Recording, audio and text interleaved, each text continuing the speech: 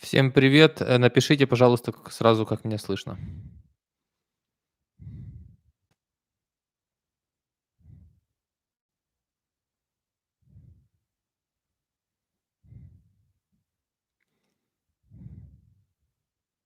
Так, все отлично, спасибо. Житель Супернова, спасибо. Вы первый, кто сообщили.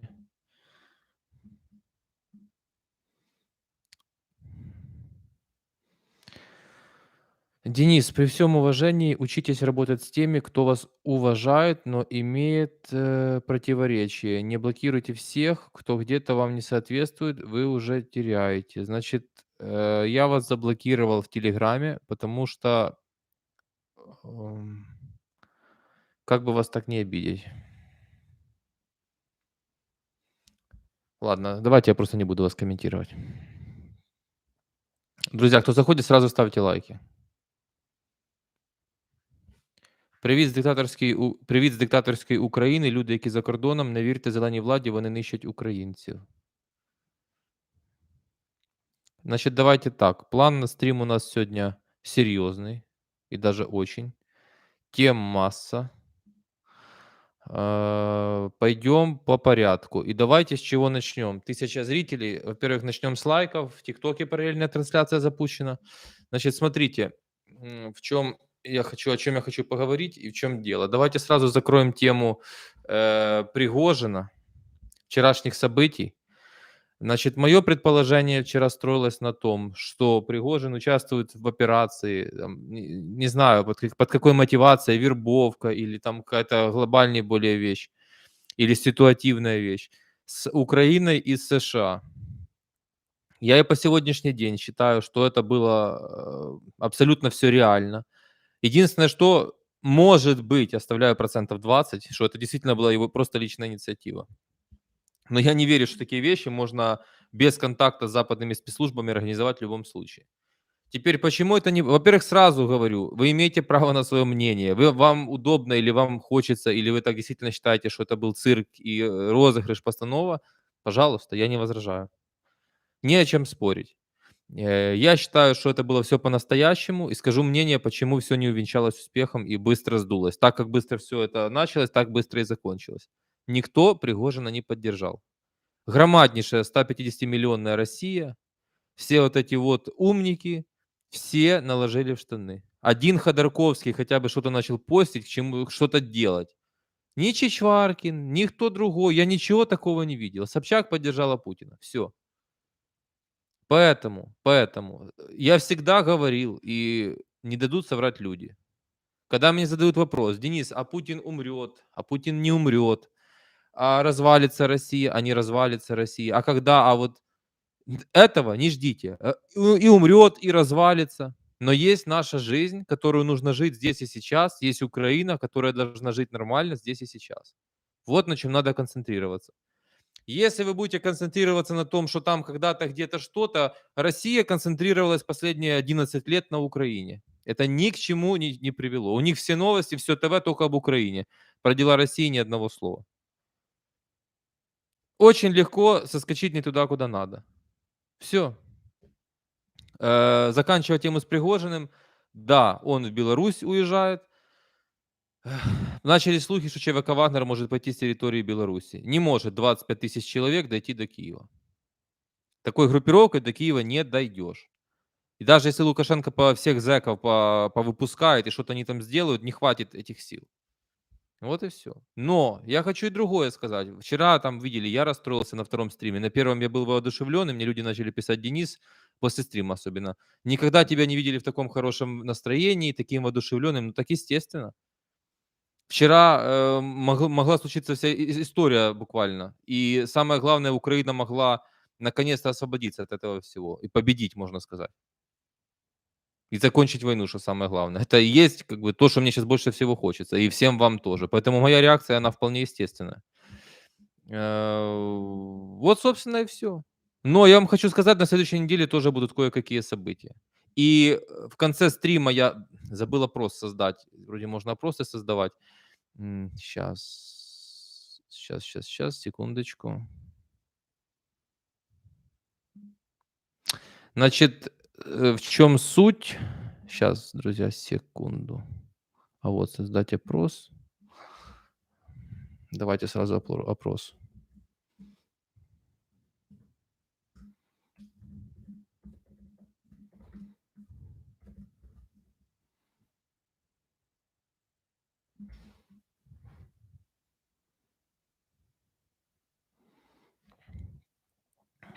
Опрос добавил. Делать срочные стримы или нет? Вы все видите, да, этот опрос? У вас все отображается. Это первый раз я решил так опробовать. Формат этот нравится или нет? Я вышел в прямой эфир по горячим следам. Я мог спрятаться и сегодня выйти и там поумничать, как сегодня многие повсплывали. Вот вчера массовая истерия, а вот и начинает там разглагольствовать, что на самом деле было. Нет, я вышел в прямой эфир, я выдвинул свое предположение, так как я чувствовал эту ситуацию, анализировал, где-то ее даже предвидел 11 числа на стриме, что я бы так сделал, ну, взаимодействовал бы с Пригожиным против России. Все. На втором стриме мы ушли на обеденный перерыв, и никто никуда не спрятался. Я вышел, мы с вами рассуждали дальше. Вот и все. И начинают некоторые там хейтеры раздувать, но на здоровье это абсолютно участь и судьба любого там более-менее публичного человека. Я к этому вообще полностью спокоен. Моя аудитория со мной была, есть и останется. Но отсиделись вчера очень многие показательно. А Россия — страна господ, страна рабов. Точка. А Зеленский хочет еще и Украину такой сделать. Не будет этого.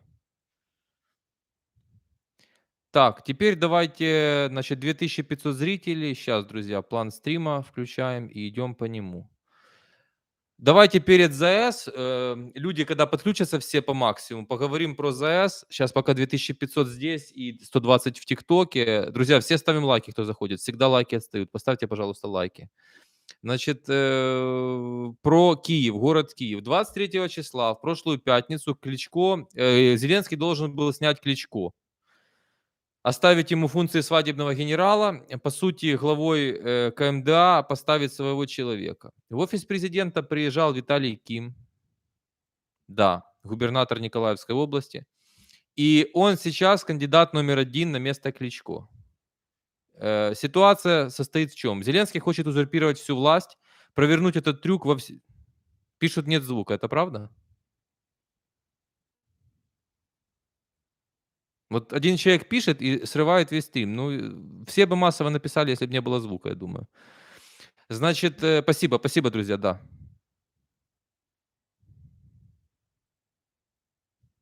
У всех есть, отлично. Так, значит, сбился с мысли. Зеленский хочет узурпировать власть по всей Украине, этот трюк провернуть. В чем наша с вами беда, неправильное слово. Короче, мы с вами цуцванг, мы заложники. Безвыходная ситуация. Кличко — это мафия, криминал, открытый и откровенный. Но отдать сейчас всю власть Зеленскому — это просто диктатор и узурпация власти. Он хочет везде поставить глав районных этих военных администраций и рулить, по большому счету, по всей Украине. Это Ермака конечный замысел. Значит, в чью сторону занимать здесь? Я в данном случае против узурпации власти Зеленским. У нас всегда плохой выбор, как и в день выборов там, на президентских, парламентских, особенно президентских, так и сейчас. И тот выбор плохой, и тот выбор плохой. Но Ким кандидат номер 1. Кто такой Виталий Ким? В начале войны Украина вся буквально, я извиняюсь, писала кипятком. Такой парень такой. Я ни одного ничего в нем такого фантастического не увидел. На сегодняшний день уже идет 15-й месяц войны или какой? 1,5 года войны, будем говорить. Я от него ничего не услышал.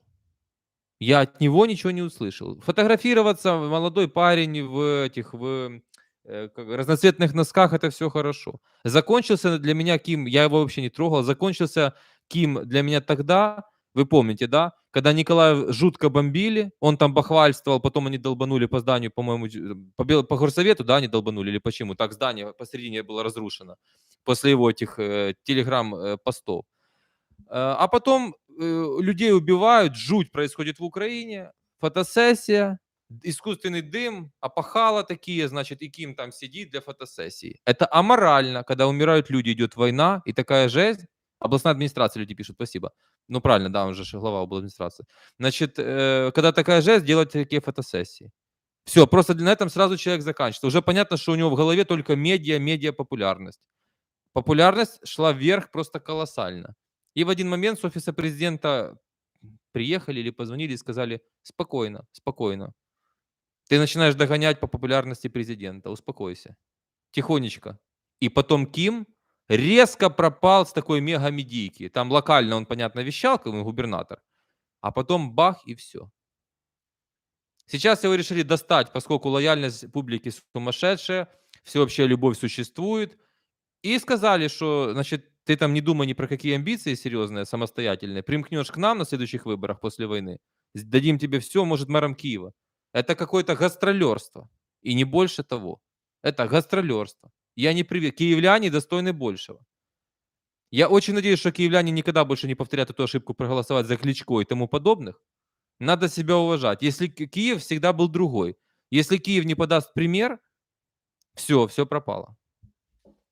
Нет шансов, всегда говорил, у сельских жителей типа притулы, без обид. Но сельский юмор в Киеве не прокатит, и сельские люди такого плана, как он, не прокатит. И Верещук не прокатит. Это все не то. Но и Коля Тищенко с Дубинским не будет, и гастролеров с других тоже регионов не будет.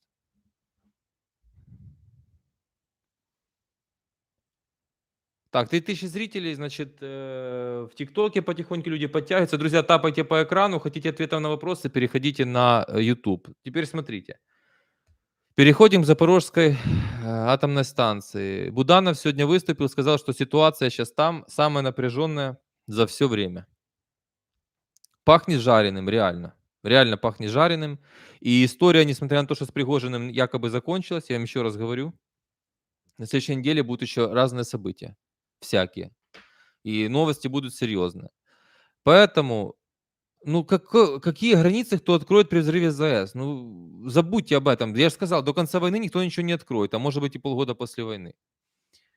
Поэтому ситуация напряженная. Единственное, что я людям, которые там в радиусе 100 километров, нужно, конечно, быть с тревожным чемоданчиком и все остальное. Это без паники, это просто совет, исходя уже из опыта, который мы все сами прошли в Украине.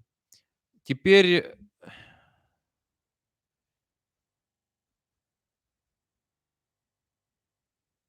значит, теперь, так как говорят эксперты, так называемые, это до Киева не дойдет, и дальше это не пойдет, но все равно ситуация серьезная. И мы видим, что Путин способен на все. Поэтому нужно просто следить за ситуацией. Ничего я вам фантастического не расскажу. За ситуацией нужно следить. То, что это может произойти, я верю, я вам так скажу. Потому что всегда был вопрос, а может, не может. Я не гадалка, не таролог, и там не все эти аферюги. Ну, вот так вот. Денис, а твій канал Елисевич ТВ, це резервный на всяк выпадок. Нет, он прокачивается, посмотрим, что с этого будет. Кое-какие есть идеи. Ну, считай, да, это мой, это мой. Так. Гамбург, привет. Для чего была ця постанова Пригожина? Потом мотнете на начало стрима. Никакой постановы не было. Не даю советы, друзья, не даю советы, кому куда выезжать, заезжать. Это ваша судьба. Безответственных советов не даю. Просто кто в радиусе 100 километров, на стреме нужно быть. Без паники на стреме. Я к Буданову могу там относиться, вы знаете как, но у него есть должность, и такие заявления делать, надеюсь, зря он не будет. Хотя в Крыму он уже отпуск отпраздновал, конечно. Но сейчас речь идет о другом. А вот люди и пишут, Буданов столько болтает, что уже не знаешь, верить или нет. А в этом и есть все вредительство, которое Подоляк, скажем так, начал делать, и Буданов это подхватил. Я уже не знаю, в каких они личных отношениях. Знаете, такая шутка даже была, типа, когда караул или помощи просишь, типа, в шутку, там, 100 раз, на 101 раз это случается, тебе уже никто не помогает. Так и здесь. Отпуск в Крыму, там это, будем это. Наобещали для границы 91 года. Все, вчера закончились все границы 91 года. Это вчера был единственный шанс, если бы в России был переворот. Тогда да. Но это не захват военным путем, это те бы развернулись, ушли, а мы бы зашли. Без жертв. Без жертв я только за. Но если они хотят так, как они хотят, я категорический противник. Жить нужно здесь и сейчас. После этого наступления нашего я уже не знаю, какое оно будет. И вчера фейк на фейке, правда, ничего не разберешь. Что удастся откусить? Я уже, к сожалению, я так был еще хоть как-то настроен, что получится Мелитополь вернуть, Бердянск, Запорожскую, Херсонскую область. Сейчас я в этом уже полный скептик. Думаю, в лучшем случае какую-то часть Донбасса удастся обратно вернуть. И на этом, по-видимому, все. Это по состоянию на сегодняшний день. Подкаст с Корбаном будет. Я такого никогда не озвучивал, что будет подкаст с Корбаном. Вот. Вот такие вот дела. Нужно думать, жить здесь сейчас, сохранить максимум людей и процветать. Потому что не представляю, кем и как воевать через там полгода-год. В Киеве в прошлой неделе был полнейший шмон с вручением повесток, отлавливают мужчин как могут. Думаю, все мы с вами уже чувствуем, что это все... Ой, ладно, не буду эту тему развивать. По пожару в Киеве на Малышка, видите, нет никакой информации. Говорили газ, все, хотят уже, значит, затишье. Но я возмущен тем, что как отвечала пожарная людям, которые звонили, и через сколько приехала пожарка. Просто караул, просто караул. Я не знаю, что этим людям делать.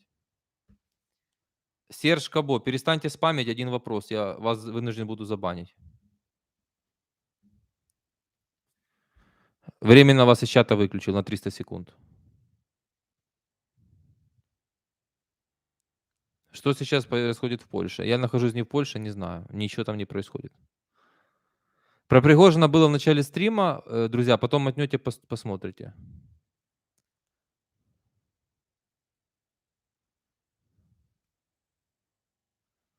Так. Так. Идем дальше по темам стрима. А дальше я в интернете увидел могилу бывшего мэра города Амельченко, бывшего мэра Киева Амельченко. Я, конечно, в шоке. И я вообще, мягко говоря, не его фанат. Но там просто какой-то кошмар. Я не знаю, где все родственники, где все друзья, где в конце концов мэрия. Просто нет слов. Я не хочу это постить, но это просто жалкое зрелище. И проводится какая у меня параллель. Черновецкий рассказывал, что вот эти все молодая команда, которую он, к сожалению, своему, я думаю, уже привел, и которая фактически испортила ему репутацию и все остальное, и разграбила Киев. Как бы он хотел создавать, созидать, они все разграбили. Ну, такое дело. Они сейчас его даже не звонят и с днем рождения не поздравляют. Хотя заработали при нем большие деньги. Так же точно делают те, кто у него в Правексбанке работал. А теперь такое с Амельченко. Это так, знаете, как сейчас война показала, кто есть кто. В каждом бизнесе, в каждой семье. Так оно бывает везде и всегда. Так. Теперь дальше. Произошла такая ситуация, я обсуждал ее у себя в телеграм-канале. Премьер-министр Израиля Нетаньяху высказался, что не будет давать оружие Украине, потому что он уже видит на границах, значит, с другими странами, будем так говорить, странами-врагами Израиля, то оружие, то вооружение, которое нам дают западные страны. Это был четкий намек, что там что-то продается, хотя многие считают, что это было сказано типа на поле боя, которое Россия забирает и передает туда. Я думаю, если бы это было на поле боя, то так было бы и сказано. Но сейчас дело не в этом. Не важно, что он имел в виду. Я продолжаю считать, что он просто дипломатично не хотел это говорить, но намекнул. И сегодня, в принципе, я думаю, что это подтверждение моей точки зрения. Посольство Украины в Израиле подняло жесткий кипиш, что Израиль не поддерживает. В такой довольно-таки жесткой манере там высказались. А недавно Зеленский, я делал отдельное видео, недавно Зеленский заявлял, да, хотели назвать именем Амельченко улицу, передумали в Киеве. Значит, а недавно Зеленский заявлял, что я не поеду на саммит в Вильнюсе, на саммит НАТО в Вильнюсе в июле, если Украину там же не примут в НАТО. Типа или так, или никак. И я вижу и сейчас то, что делает посольство, это очень плохая история так общаться с миром и с другими странами. Я хочу объяснить тем, кто мыслит точно так же, как Зеленский, например, или там посольство Украины в Израиле. Суть в чем? Есть Израиль, у страны тоже идет война. Войны, я бы сказал. Просто в таком более пассивном формате, чем у нас. И эти войны идут разные, и очень жесткие, и такое, как сейчас, с дня основания государства. ситуация очень тонкая. Почему Нетаньяху должен жертвовать безопасностью своего государства ради Украины? Кто-то мне может объяснить? Ну, просто, вы понимаете? Он поддерживает Украину, все, как человек, там, как личность. Ему это очень все хорошо знакомо, что происходит у нас. Но почему кто-то нам опять должен? Страну 32 года пилили с нашего с вами молчаливого согласия.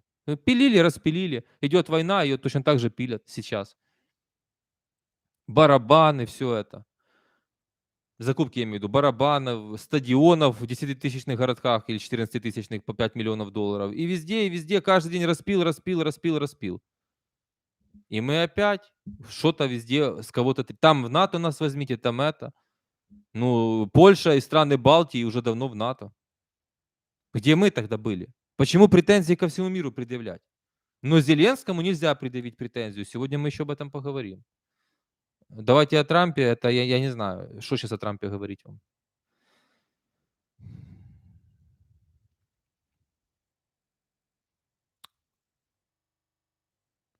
Так. Кстати, после вчерашних твоих фантазий про ЦРУ о том, что Путло пойдет на НАТО, все, что ты несешь, не имеет никакого значения, все, что ты можешь обанить людей, которым ты не в состоянии... Нет, я ответил таким, как ты. Я тебя забаню, конечно, но я ответил таким, как ты и вчера, и ответил в начале этого стрима. Все большие умники опосля, и сегодня я своей точки зрения не отказываюсь. Просто Пригожина никто не поддержал. Вот и все.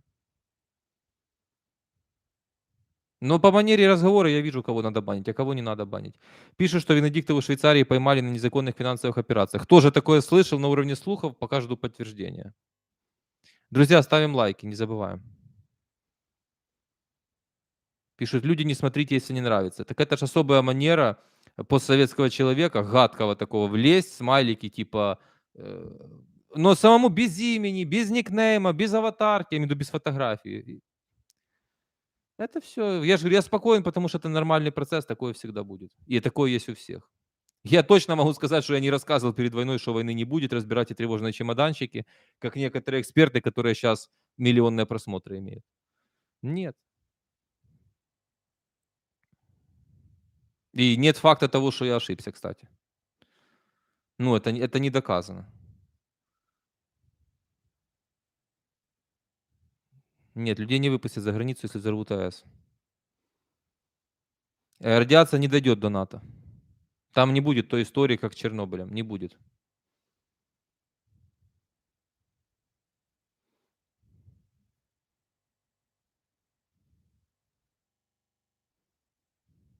Сейчас, секундочку, значит, забаню. Так.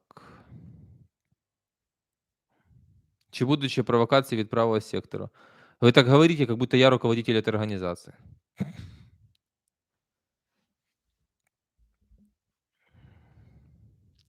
Есть ли информация по поводу стримов, за которыми будут следить все спецслужбы? Это была речь не о стримах, а о подкастах. Сейчас я их выпускать не буду в этой ситуации, которая в Украине. Так, как вы оцениваете в процентном соотношении возможность подрыва АЭС? 60 на 40. 60, что будет взрыв, 40, что не будет. Нет, на выступлениях Трампа я не бываю. Пригожин настоящий повар, ему стоит открыть ресторан, все звезды Мишлен были бы его, ведь такую кашу никто еще не заваривал. Раз вы задали этот вопрос, я вам скажу.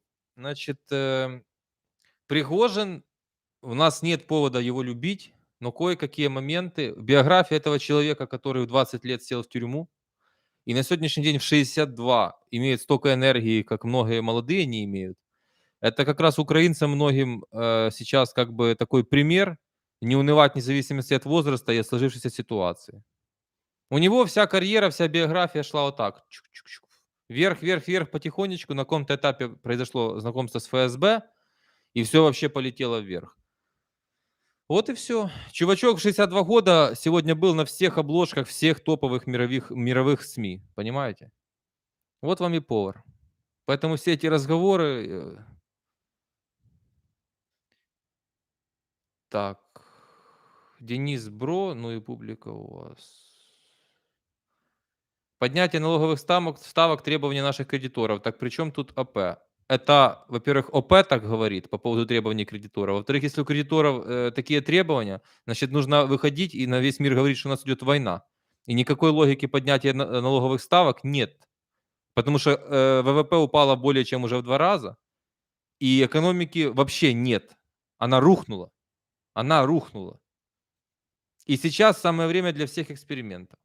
Вот и все. И я сомневаюсь, что если бы Зеленский правильно им это объяснил, а он не может с ними разговаривать, потому что он не соображает этих процессов. Там рулит всем Марченко. Люди, которые 16 лет являются чиновниками. А вы сейчас уже пытаетесь ОП. Ну вот давайте, ладно, немножко это позже было по плану. Давайте сегодняшний пример.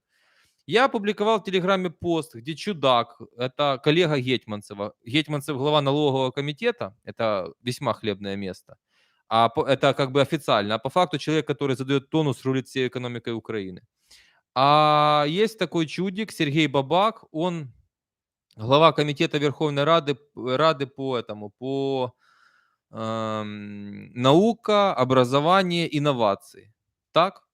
И этот человек публикует у себя в Телеграме пост, там что-то там хвастается, как сейчас там у них будет бомбовое какое-то решение, а в конце и все вот эти маргиналы и дегенераты в соцсетях, которые там типа вещают о том, чем не разбираются, не мешают нам работать и творить историю. А теперь давайте откроем биографию этого человека, который нас всех с вами оскорбил во время войны, и за такое оскорбление в любой стране мира, кроме совковых стран, постсовковых, это была бы минимум отставка с позором. А во время войны так обзывать украинцев всего лишь за то, что у кого-то другое мнение, чем у него. Вы представляете, какой позор? Ну это ж, это у нас же нет на самом деле ни Шмыгаля, ни президента, получается. Шмыгаль это пустое место. Зеленского, видимо, устраивает. Бабак Сергей Витальевич, украинский педагог, политик, народный депутат, тра-та-та-та-та. Так, 44 года человеку. 44 года человеку. Читаю вам его достижения.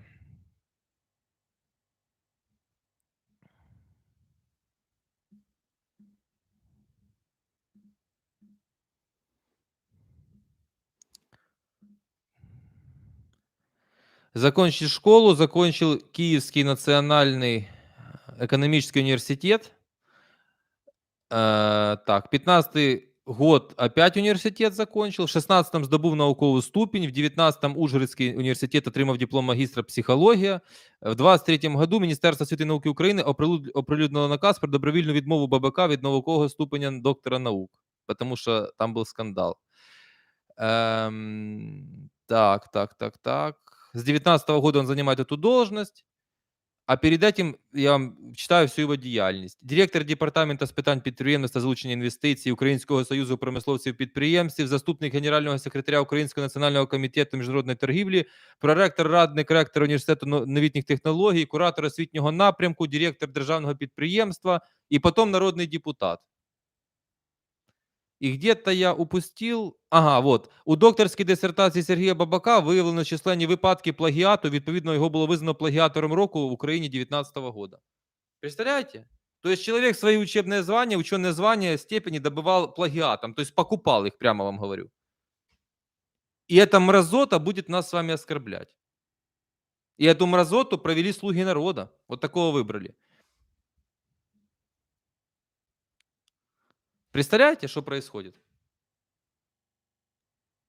Это со стороны Зеленского, это просто без слов. Он должен был быть уволен через секунду после этого оскорбления всех нас. Плагиатор и всю жизнь на госдолжностях. Куда это все катится? Друзья, мы не зависли с вами, нет?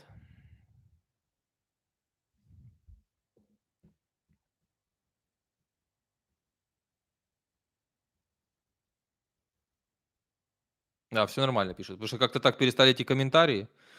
Хорошо. Я не отвечаю на вопросы, стоит оставаться в Украине или нет. Это ваша судьба, я не влияю на вашу судьбу. Как вы относитесь к штрафам и наказаниям за зарплаты в конвертах и ухода от налогов? Полный бред. Нужно не штрафы, нужно налоги на зарплату снижать, сделать 10%, как предлагаю я. Тут это уже настолько, это уже первоклассник любой знает.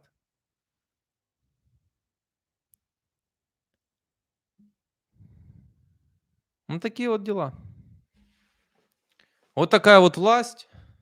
Плагиатор, отходили, значит, перемотайте. Я же не могу с нуля повторяться. Идем дальше, идем дальше. Значит, Киев среди 10 худших городов мира по рейтингу. Вы представляете?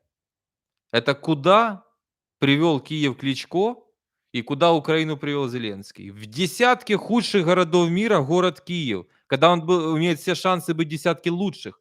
Это я говорю без преувеличения.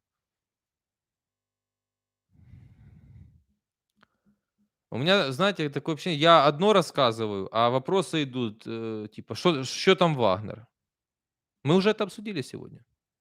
Против кого дружим? М, Ослы прибежали. Сегодня у одного эксперта слышал мнение, что если взорвут ЗАЭС, то это будет поводом остановить войну, с трудом верю. Это глупость все. Экспертов слушать не надо. Эксперт это, в Украине, это, как правило, 99% из них это люди, которые ничем практическим не занимаются, только вещают. Это не то все. Эксперты.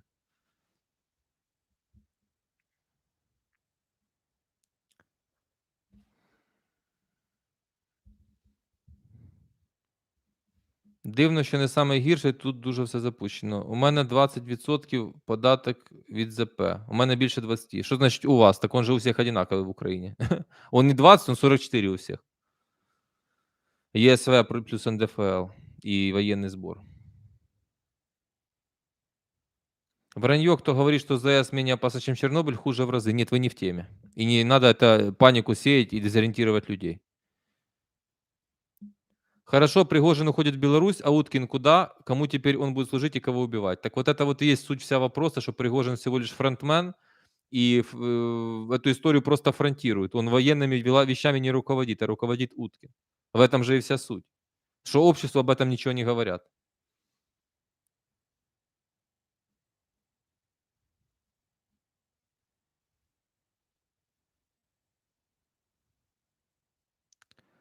Лилия Крисанова, я не могу отвечать на те вещи, в которых я некомпетентен. Куда выпустят вашего мужа?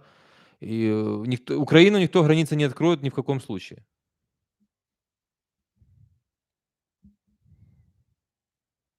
Кстати, вчера читал, просто не углубился, уже был уставшим, что в Польше обыски провели у фирм, которые занимаются закупкой зерна с Украины. Я просто не прочитал, это польские фирмы или украинские. Но суть знаете, главное в чем? В том, что где Украина, там всегда будет мутеж. Вот в этом вся суть. И это плохо очень. Да, с ТикТока переходите на YouTube, ссылка в шапке профиля. Подписывайтесь и здесь, и в Телеграм. Друзья, все обязательно поставьте лайк, тоже в Телеграм подпишитесь. И здесь, везде нужно, чтобы вы подписывались, это важно. Зачем оскорблять? Нет, я не оскорблял никого. Против кого дружим, это только осел может написать. Поэтому я вас не оскорбил, я написал вам, кто вы просто.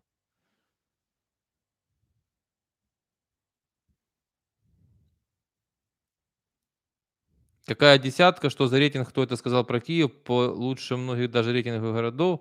Все это действительно бред. Нет, это не бред. Бред это управление Киевом и Украиной. Вот это вот бред. И такая тенденция опасная пошла. Вот сейчас вы берете, защищаете власть, и местную, и центральную. Я тоже этот пост в Телеграм опубликовал про этого Бабака, главу комитета образования. И есть люди, которые, нашлись люди, которые его даже тоже защищать стали. Типа, а с чего вы взяли, что он это про вас? А с чего вы взяли, что он это про нас? Ну, тогда для чего мы тогда все это делаем? Нравится власть, терпите тогда. Зачем возмущаться тогда? Наслаждайтесь происходящим и все.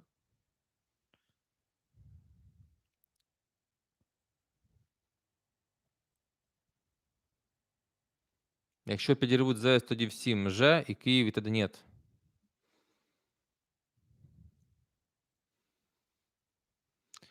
Раунда 2 не будет, но кое-какие события могут быть на следующей неделе.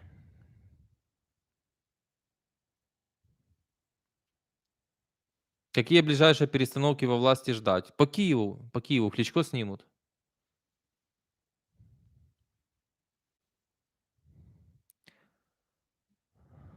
Нет, в шахматы я не играю. Так. Зеленский подписал закон о запрете книг российских, да?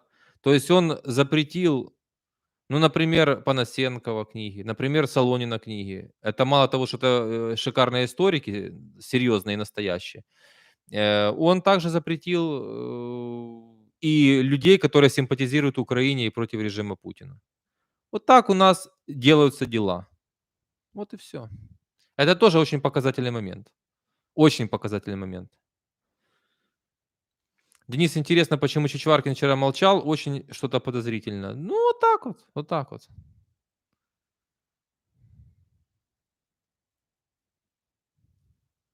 Не, я не уве я уверен, что Пригожина не ликвидируют. Его так охраняют. Нет, я в это не верю. Чтобы снять Кличко, нужен серьезный предлог. Этот предлог — бомбоубежище?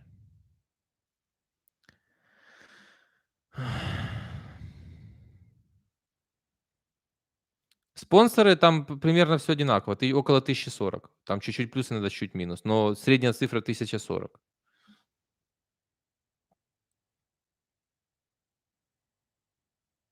А также книги нобелевских лауреатов, в частности, по экономике. Ну, конечно, всех под общую гребенку.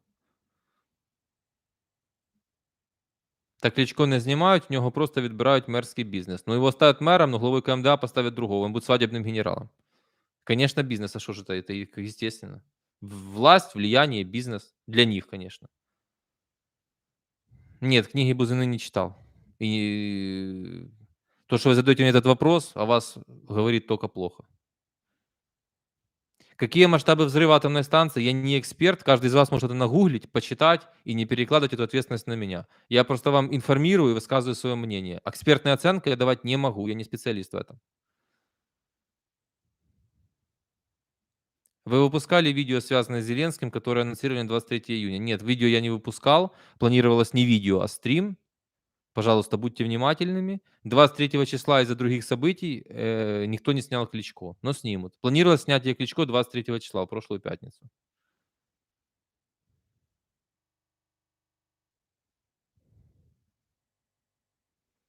Здравствуйте, Денис. Слышала в ТикТоке, что в сентябре закроют границы для женщин. Дальше даже не читаю. Только вам могу всем, друзья, 4000 человек на стриме, поставьте лайки, пожалуйста, это важно. Если вы пишете же человек мне вопрос, это без оскорблений, вы, пожалуйста, оставайтесь на канале, я просто вам рассказываю. Слышала в ТикТоке. Но это очень тяжело жить, когда нужно верить первому ТикТоку. Я вам честно говорю. Очень тяжело так жить. Не надо так жить, не надо так ставить вопрос. Не мне, я сильно от этого не расстроюсь. Не живите так, что я слышал, а вот говорят, а вот есть версия, а вот говорят в ТикТоке. Но вы со стороны себя послушайте. Я слышала в ТикТоке. Ну это же несерьезно. Называйте фамилию. Значит, кто-то должен персонально отвечать за то, что он говорит. Вы должны понять, как работают соцсети. Главное создать побольше хайп, навалять там вот такой каши. Главное очень остро, чтобы собрать лайки и подписчики. Все.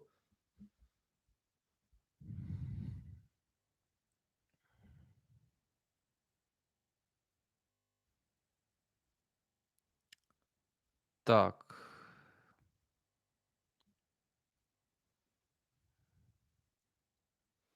Мы уже про МИД Израиля. МИД Израиля вызывает посла Украины для выговора. Ага, Марина, спасибо. Это то, что мы только что обсуждали. Просто этих высказываний. Ну все, давайте с Израилем испортим настроение. Потому что Зеленскому кто-то не помог, как он ожидал, а Зеленский в это время со своими друзьями будет беспределом заниматься. Вернее так, они занимаются, а он голову в песок засунул, потому что ни в чем не разбирается.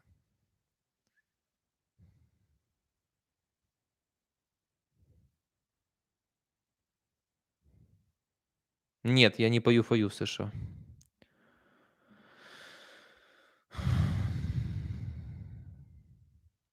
Самое в этом всем смешное, публикует Бутусов, а Бутусов вообще не фанат Зеленского, то, что 86% доверяют Зеленскому население. Это, друзья, мрак, кошмар, диагноз обществу и непаханное поле работы для нас с вами.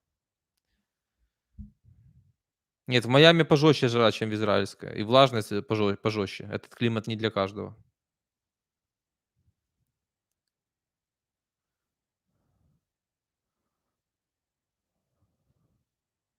У меня есть какая-то часть зрителей, которых YouTube идентифицирует как Россию, но я думаю, что это крымчане, которые проукраинские. Не, ну, конечно, там какой-то процент или 2 могут и просто русские слышать, оно же им подсовывать по названиям может, конечно. Ну, так все Украина и украинцы, которые... Ясно, что меня же не слушают немцы, поляки, да, или американцы. Ну, там, может, каких-то там десятки людей. Это все наши украинцы, которые по всему миру. У меня идет в метрике первое место Украина, дальше вот это вот, как вы сказали, Россия там пару процентов, Польша, Германия, США, Италия, Великобритания, Израиль.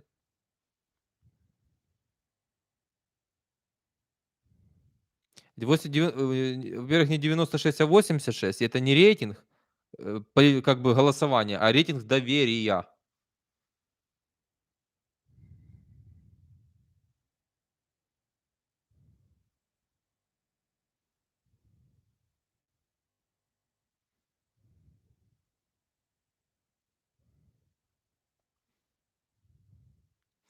Денис, подруга медсестры в поликлинике, таких прессуют и гонят вставать на учет в военкомат. Понял? Я ничему не удивлюсь и не удивляюсь. Денис, вы говорите про тревожный чемоданчик, поэтому я спросила, что дальше. Ну, соберет его мой муж и... Может, вы имеете в виду, что людей будут вывозить? Если случится беда, конечно, людей будут вывозить. Просто я не хочу вас вгонять в ситуацию в состояние паники, поймите меня правильно, и брать на себя часть ответственности. Просто держите руку на пульсе, почитайте, что в таких ситуациях делать, кто там рядом. Это же не мои слова, это слова Буданова.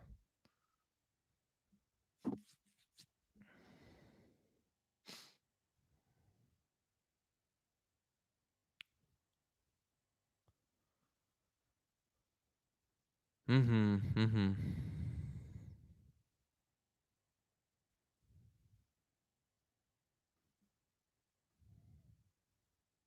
Все эти соцопросы липа. Ну, можно и так считать. Это на ваше усмотрение. Мое дело вас проинформировать. И сегодня по всем соцсетям, напишите, вы видели или нет, такая новость, значит, что в Ужгороде контрразведка СБУ в ресторане избила генерала СБУ, который, по-моему, Академией СБУ руководил. Конкретно избила, я видел фотографию. Знаете, я вообще просто уже не знаю, что может быть в этой Украине, когда во время войны такое происходит. Просто, ну, просто как будто нет ни президента, никого. Ну, как будто государства нету, такое впечатление. Этот глава комитета оскорбляет нас с вами. Там распил глобальный идет. А у них политика, политика, политика.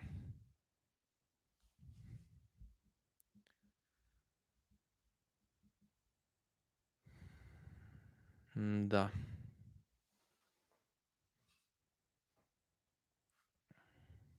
Всі блогери, які за кордоном, проти власти совпадение. А кого вы еще имеете в виду? Напишите, мне просто интересно. У многих есть мнение, что Пригожин Путин разыграли. Ну, разыграли, есть мнение, я не против.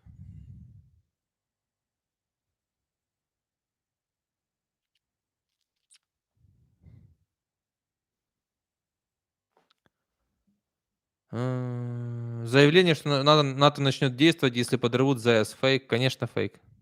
Такого нету.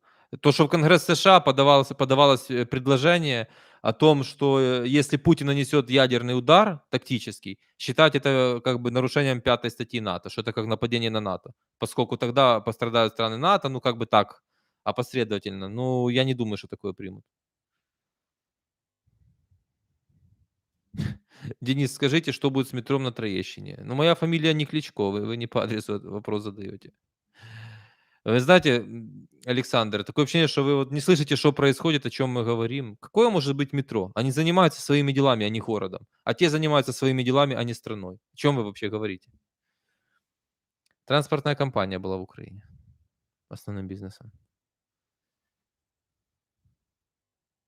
Да, избили типа по причине якобы торговли детскими органами. У вас, как всегда, каша у многих. Какими детскими органами? Его избили в ресторане. Этот генерал СБУ проводил встречу с депутатом «Слуги народа» и каким-то чудаком еще из Европы, сейчас не вспомню с кем. А те громко разговаривали в ресторане. Ну, я понимаю, быдлячая вот эта вот манера, я это ненавижу. И представляю себе, как это было. Он подошел им сделать замечание. Они в ответ его начали избивать, потом вывезли в лес, еще больше избили. Что вы, как можно так вообще все в одно?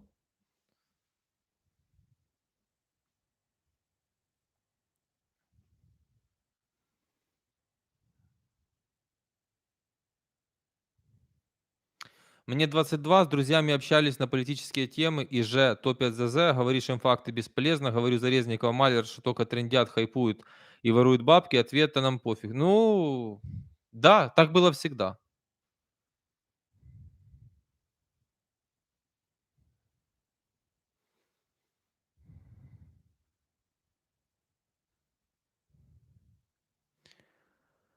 Так, Денисе, минулої неділі ти пожартував, що підеш в президенти. Зроби опитування. Нет, я это вчера сказал. Я не отвечаю на вопросы, насколько реально выехать парню, кому и сколько заплатить. Я к этому не имею никакого отношения. Пожалуйста, не задавайте мне эти вопросы на стримах и вообще.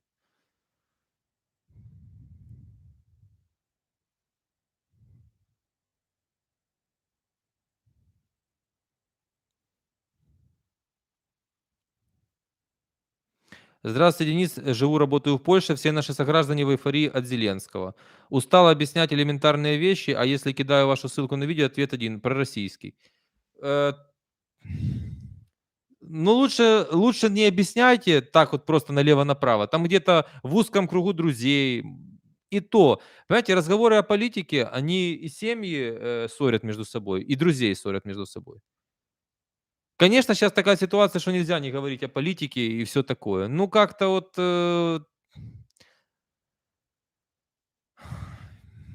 как-то хочется вам сказать спасибо, что вы меня рекламируете, но в то же время не хочу для вас никаких личных как бы там проблем и дискомфорта. А то, что пророссийский, ну, если мозгов нету назвать меня пророссийским, ну, нет мозгов. Показатель, что нет мозгов. Таких сообщений, как от вас, я получаю в Инстаграме по 20 штук в день. В Украине построили уже культ личности. А это, вы знаете, я в телеграм-канале писал, признак чего это. В Википедию вбейте культ личности, и там сразу будет в первом предложении признак чего это. Вот в России культ личности. Вот и у нас культ личности. Там все, кто против Путина, НАТО, Запад, коллективный Запад, НАТО, Укры, как там они нас еще называют, нацики.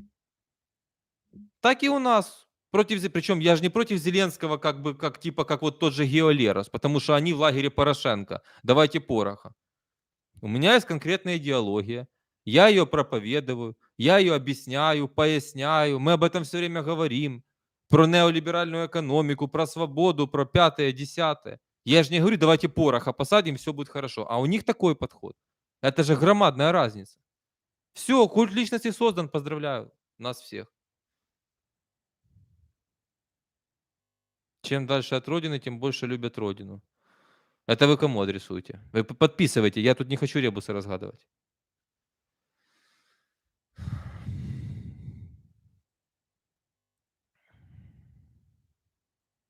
Ожидания от контрнаступления ВСУ были переоценены. Министр обороны Украины в интервью Fox News. Я читал это интервью Резникова. Ну что про него можно хорошего сказать? Сначала они в каждый утюг кричат, что контрнаступление, выход на границу 91 года, мы победим, все будет хорошо. Ну, люди, я ж не вру, напишите, вы все же это читали и слышали. Контрнаступление, контрнаступление. Сейчас с каждым интервью уже Кулеба сказал, что таких контрнаступлений будет еще 20, не стоит переоценивать, а это локальная операция, а еще ну, все впереди. Ну все.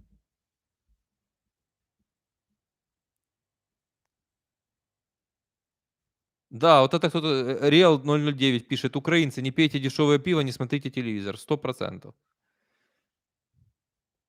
Александр Брянцев, я вам уже ответил.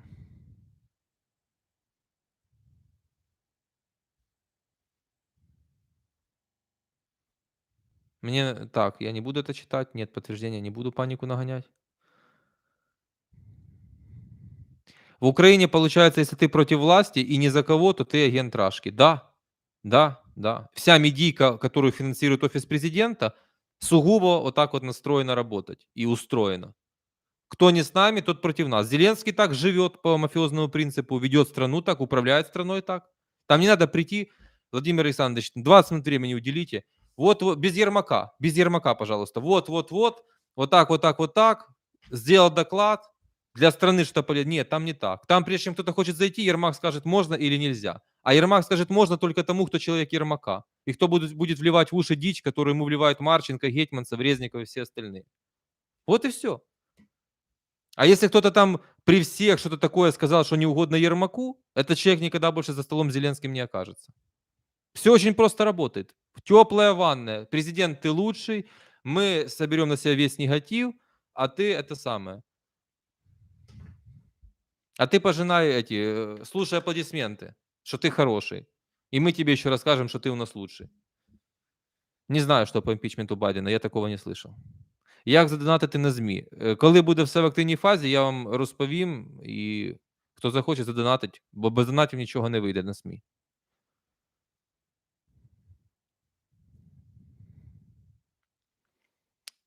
Хто поставив Зеленського? Понятно.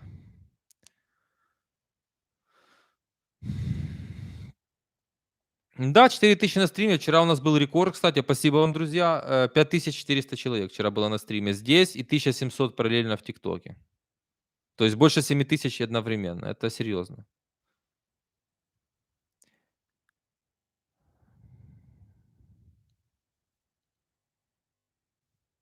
Денис, если кого-то банишь, зачитывайте за что, плиз. А есть люди, на которых не хочу тратить время. Что это должен зачитывать? Коли стрім українською? Відео повністю українською зроблю одразу після перемоги. Перше відео. Я колись пообіцяв. Но ваш вопрос выдает вам человека не очень-то умного. Потому что вам не интересно, что я рассказываю, вам лишь бы українською. Українською є багато каналів. Вам же головне українською, а не що розповідає людина. Все. У вас дуже все просто взагалі в житті.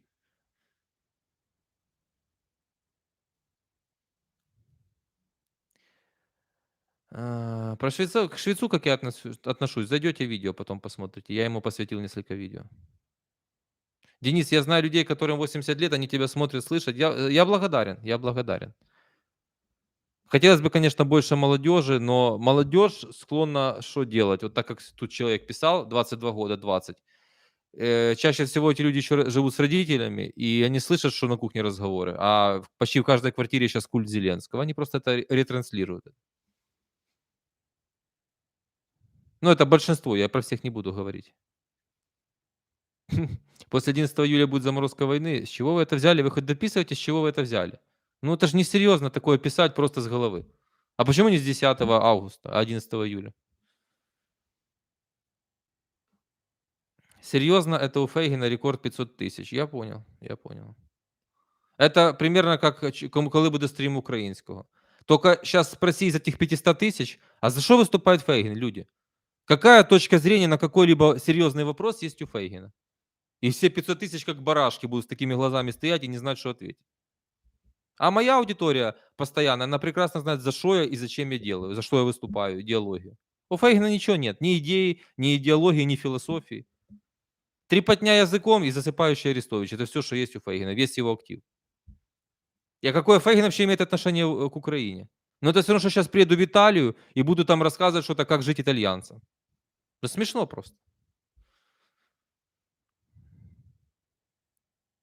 Фейгин внушает доверие. Ну, не то, что я, конечно, конечно. Кто такие Коломойский? Ну, вбейте в гугле, почитайте. Тут же стрим, а не справочное бюро.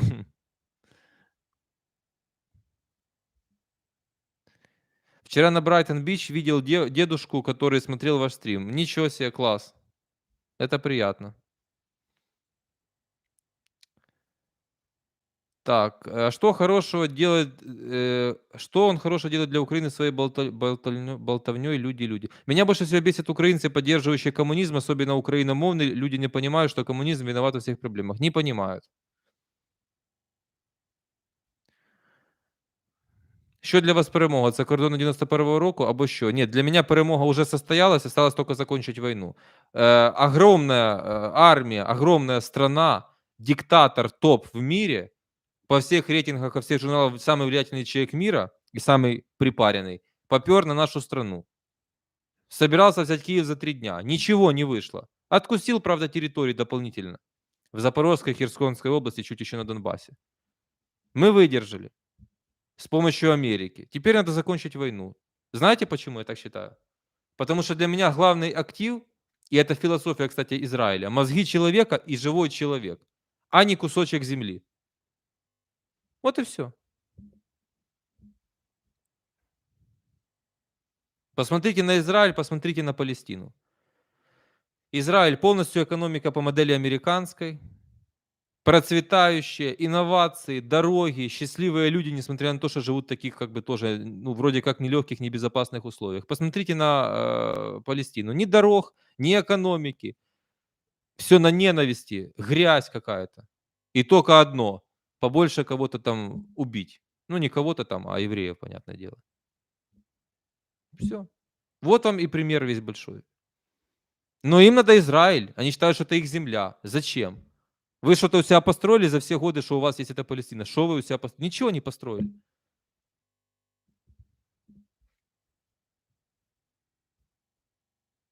Ну, была Украина до аннексии Крыма, до ЛДНР создания в границах 91 года.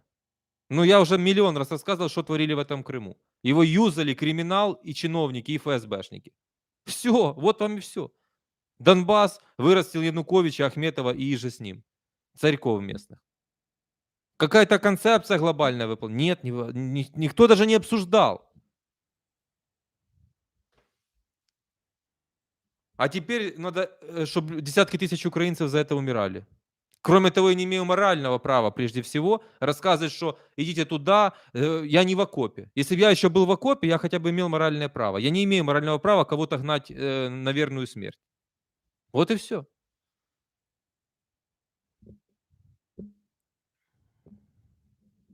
Нет, про Twitch пока не думал.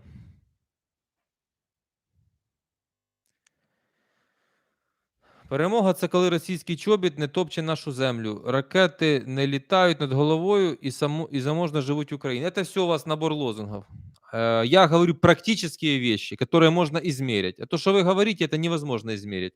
До 24 февраля это топтав російський чобіт нашу землю чи не топтав? Як ви вважаєте, Алла Грозенко? А то, что заможно, это все не конкретно эти. Заможно, ракети не літають над головою. Над Израилем літають ракети, і вони живуть заможно. То есть, понимаете, как-то ваши критерии, они полностью нет, они сопоставимы.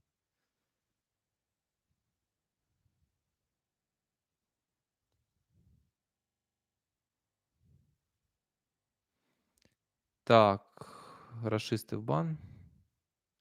Як у тебе ставлення до українців, які у Європі. Щас, подождите, потерял вопрос, полетели вопроси.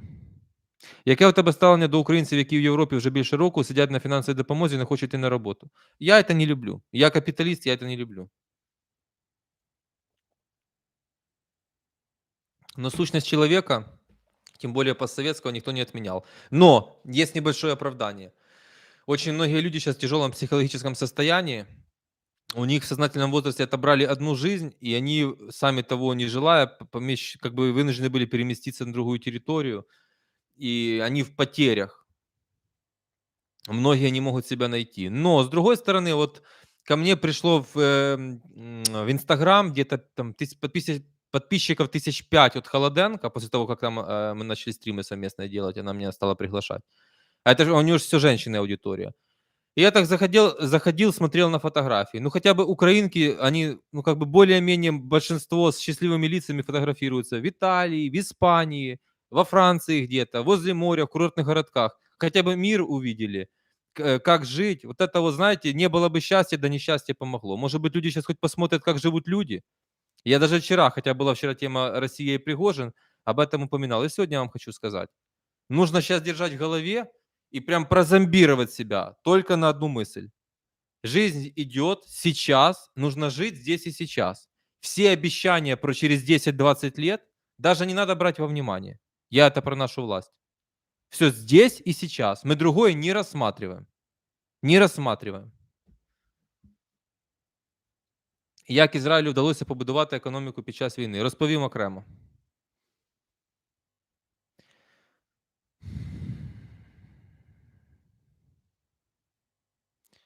Дмитрий Сердюк, я не буду отвечать на вопрос, я не гадал Таро. Кстати, не нужно обобщать, я сейчас нахожусь в Германии и уже работаю. Оксана Трофимова, я ничего не обобщал, мне задали вопрос, Я ответил. Есть люди, которые работают, есть люди, которые не работают. Человек спросил про тех, которые не работают. Их тоже немало. Я ответил. Я ничего не обобщаю.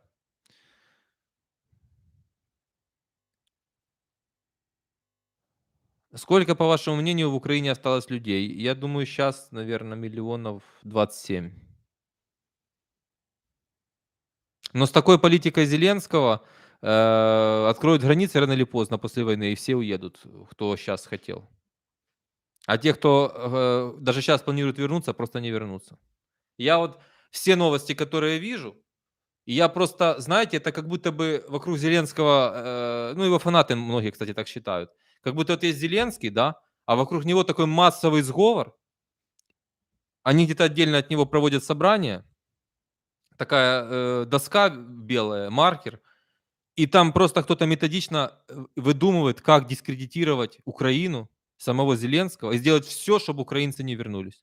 Ну, просто все, чтобы украинцы не вернулись. Давайте их будем оскорблять, налоги вводить, книги запрещать. Значит, рассказывать, что мужчины, которые нелегально выехали, будут санкции к въезду. Значит, не знаю, что еще. Двойное налогообложение давайте придумать. Все давайте сделаем. Оскорблять их будем. Все, чтобы только они не вернулись. Зрадниками называть. Называешь себя зрадным, не поддерживаешь власть, ты все, ты зрадник, и нам уже не важно, что ты делаешь. Нет, сейчас больше 20 миллионов. Не может быть 20 миллионов, потому что 20 миллионов выехало после начала войны, 12 вернулось уже.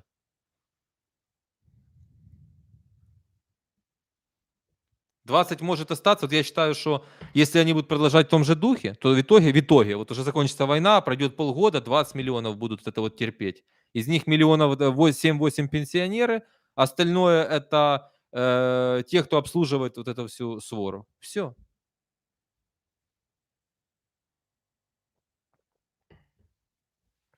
Я не знаю, почему Пригожин ничего не вспомнил про Путина. Вы 40 раз спрашиваете, видите, что я не читаю. Ну, про Шимона Переса видео будет. Это единственное обещание, которое я пока, которое уже было на мази, и события все срывают. Так, несерьезные вопросы, глупости, какие-то непонятные с телеграм-канала, даже зачитывать не буду.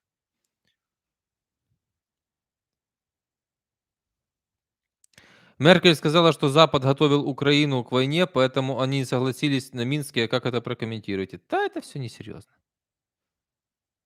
Запад готовил Украину к войне. Что за бред? Не могла Меркель такого сказать. Что вы читаете? Российские телеграм-каналы?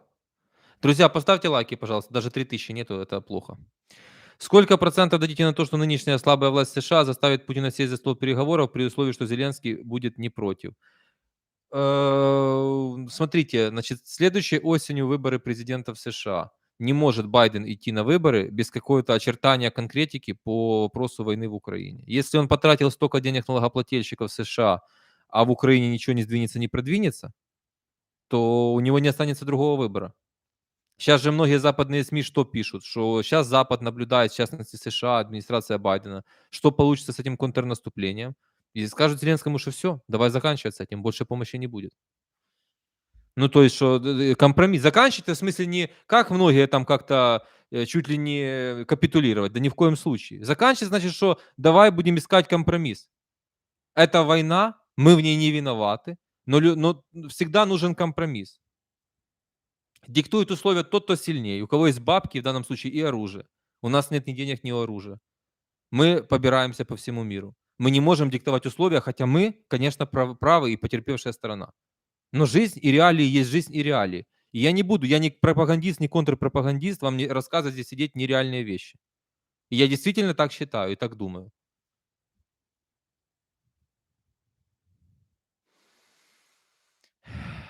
Какой налог в Германии вы можете найти в Гугле.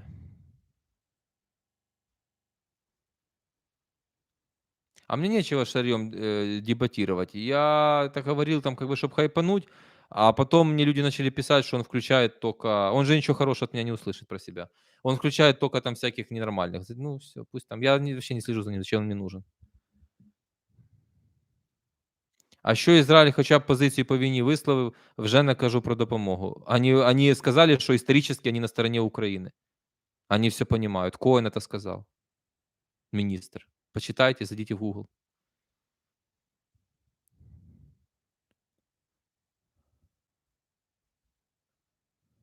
Денис, почему вы брезгуете рекламой? Ведь чем больше подписчиков, тем больше будет кредит доверия у человека, который попал на вас первый раз. Вы подразумеваете брезгую рекламой, что я не вкладываю деньги, не рекламирую YouTube канал? Я вам объясняю, уже рассказывал, но я понимаю, что мало людей этим занимаются, вы не обязаны это понимать. Есть масса публичных людей, кстати, очень богатых. В частности, например, вот у Черновецкого так получилось. Он вкладывал большие деньги в продвижение YouTube канала. Видео могут набирать миллионы просмотров. Все, нет вопросов. Но это, во-первых, легко вычисляется, когда было платное продвижение, а когда нет. Я ни копейки в продвижение Ютуба не вложил. Именно в продвижение ни одной копейки я не вкладывал. Потому что когда это подсовывает органика, туда заходят люди, которые по-настоящему в этом заинтересованы. И алгоритмы подсовывают тем, кому это действительно нужно. Такие люди вовлечены, они вовлечены, высокий уровень вовлеченности, это важная метрика, и комментарии пишут. Они подписываются и все. Просто чтобы там увидеть, это не сработает. В длинную это в короткую сработает, в длинную это не сработает. Если я в итоге буду неинтересен дальше этим людям, им просто одно видео реклама подсунула, это не как бы им не для их головы, не для их мозгов, не для их интересов. Они просто будут неактивны, они подпишутся и будут неактивными, а это хуже нету. Так только канал хорошо погасить. Какие-то отдельные видео, да, может быть, в будущем, да. Те, которые уже себя показали. Вот у меня есть видео. Там про Ермака пару видео по 500 000 набрали, про повестки 1350. Вот на прошлой неделе, да, кажется, эта подборка видео с обещаниями Зеленского, что они не готовились к войне. Уже там за 300 000. Такое можно продвинуть, да.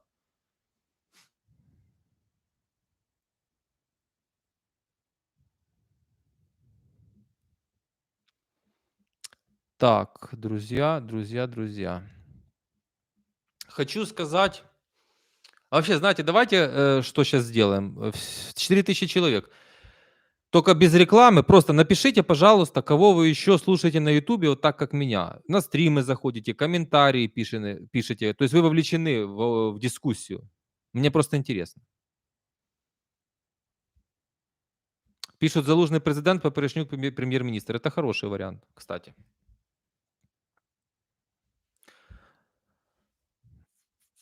Так у Юлии Глушко нет "Ютуб"-канала. У нее "Фейсбук", но ее надо читать. Степаненко, Гончаренко, Себастьянович. Мгм. Ну, Холоденко понятное дело. Балашов. Мгм. Тарас Черновол, Любарский, Гарри Табах. Є питання, да, знаю такой канал. Кое-кого не знаю, запишу себе, посмотрю, понимать, чем вы живете. Шпак. Это вот этот с накачанными губами? Бутусов. Ну, Бутусов, да, у них, как бы высококачественная журналистика. Ну, то есть они как бульдоги, они цепляются, хотя там есть неприятные журналисты, страшно.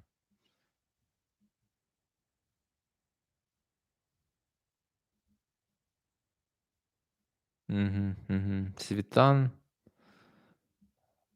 Панченко, это вы серьезно? Мне интересно, вот, такие люди меня всегда поражали. Что общего между мной и Панченко? Вот просто как можно слушать меня и Панченко? У меня такие моменты только тот прикол, про который я вам рассказывал. Женщина в "Фейсбуке", которая меня добавила в друзья, и у которой на стене через чередование мой ролик, Тимошенко, ну, Юлии Тимошенко. Не знаю, как это можно совмещать.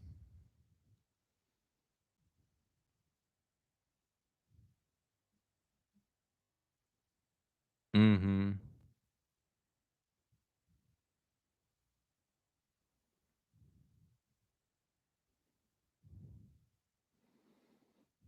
Понял, понял. В целом картина ясна. Да, Себастьянович говорит много правильного, и у него есть преимущество, его хотя бы куда-то приглашают и зовут, да.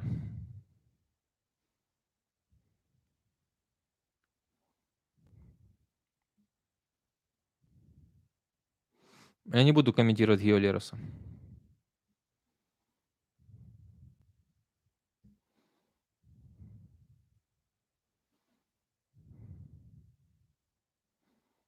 Мгм. Спасибо, друзья, спасибо. Все понял в целом. Чи правда, що Зеленський зараз готує Україну до комуністичного правління та хоче залишитись на посту президента? Ну, пока так все выглядит. Я сижу в Германии на пособии полгода, потому как предпочел ходить на курсы и учить язык, потому что, как неизвестно, когда вернусь в Украину и вернусь ли. Вообще с таким правительством мне 25. Ясно.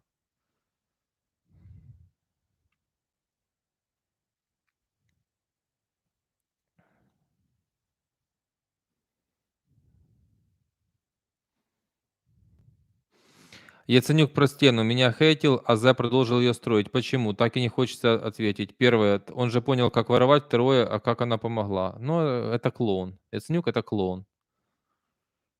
А в чате сейчас стоит опрос. Выше стоит. Я сделал опрос, делать срочные стримы или нет. 90% говорят да, значит, при важных событиях будем делать. Друзья, поставьте лайки, пожалуйста. Давайте 3000 лайков сейчас сделаем. Кто в ТикТоке, если хотите ответ на вопрос, переходите в шапке профиля в YouTube, я там отвечу. И подписывайтесь везде, и здесь, и в Телеграм-канале. Ссылки есть везде. Друзья, кто в Ютубе, тоже в закрепленном комментарии ссылка на Телеграм-канал. Кто хочет, становитесь спонсором канала, кто хочет быть частью этого всего, что я делаю. Только благодаря вам существует канал. Так.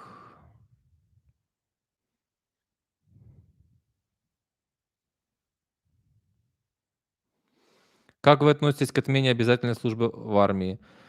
Зайдите, посмотрите видео, предложение реформ от меня. Там есть реформа ЗСУ и армии. Конечно, это нужно прекращать. Армия должна быть профессиональной.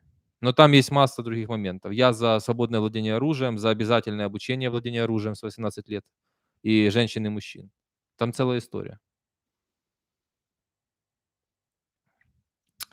Пишут про Анатолия Якименко. Я иногда его слушаю, но это с Себастьяновичем, когда они общаются. Я пока по Якименко для себя я не могу понять, за что он выступает. Стиль разговора и у него, как бы нарративы чисто Ющенко. Ну, манера разговора, все вот такой Ющенко. Себастьянович с ним, значит, там, я так понимаю, есть какие-то зацепки. Тут я пока полагаюсь полностью на Себастьяновича. Но что-то идейное, идеологическое, кроме националистических моментов, он ничего не говорит. То есть это просто, когда Ющенко, вся Украина в проблемах, а он строит музей Голодомора за огромные деньги, это надо, но это не реформа. Понимаете? Вот я страшно сейчас, что может быть страшней, чем та позиция, которую занимает власть. То есть просто страну загонять не туда. Это сдвигание фокуса типа с главного на вторичное и продвижение вот этого вот вторичного. Вот это очень страшно. И главное, нужно сейчас говорить о том, что объединяет людей, а не разъединяет. Не надо сидеть, копаться и искать разницу в украинцах, кто какой. Нужно дать одну общую идею, концепцию и объединить вокруг нее, которая всем подходит. А такое и есть. Все хотят жить защищенными, свободными и богатыми. Все, точка. А потом есть другие инструменты, как украинизировать без нажима, без прессинга и все остальное сделать, что нужно сделать. Все. Ну никто же не скажет, ни украиномовный, ни русскоязычный, я хочу быть бедным и под ракетами жить. Ну нет таких людей. Я вас уже, ну, учил, наверное, так, я не хочу говорить учил, ну, подсказывал вам многим, кто спрашивал меня. Ну, так слышат-то все во время стрима. Еще раз повторю. Когда вы слышите, читаете программу чью-то или выступление, и человек там говорит, я хочу, чтобы там ракеты не летали, все вот так, вот так. А вы сразу в обратное себе задавайте вопрос. А кто-то напишет в программе, я хочу, чтобы ракеты летали. А в программе кто-то напишет, я хочу, чтобы украинцы жили бедными. Никто ж такое не пишет. Значит, это все не работает. А вся программа Зеленского на таком строилась. Я хочу, чтобы вот это было вот так, а вот не, конкретику давай. Давай цифры и механизм, и как ты это видишь. Всех, это называется быть за все хорошее против всего плохого. Я думаю, это, конечно, просто плохо, я сейчас на словах объясняю. Если бы сейчас можно было графику вставить, я бы примеры вам показал. Я даже сейчас такое часто слышу. Знаете, обещание, так стоп, а кто-то может приставку "не" поставить, что кто-то другое предлагает? Но никто же не скажет в предвыборной программе: "Я за войну", правда? Все скажут: "Я за мир".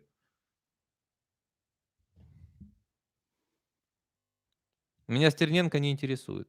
Кстати, напишите, кто знает, это правда, что Карась вчера собрал Ну, за вот эти дни с Пригожиным за 2 дня 2 миллиона гривен на снаряды Пригожин.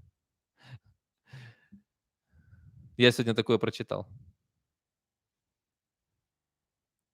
Да, с вида свого я знаю этот канал. Но этот парень мне не внушает доверия. Такой чистый национализм, плюс он был активистом. Это не активист — это всего лишь человек, который хочет во власть возглавить систему. Это вообще не то. Борцы с коррупцией, активисты — все это мимо. Я вообще этим не занимаюсь.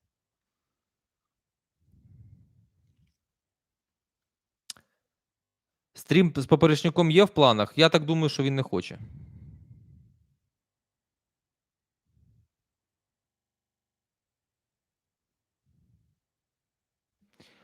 Вы пишете, как я смотрю на швейцарскую модель развития. Мне нравится Швейцария, но Украина и моя программа основана на том, что взято с многих стран лучших то же самое лучшее.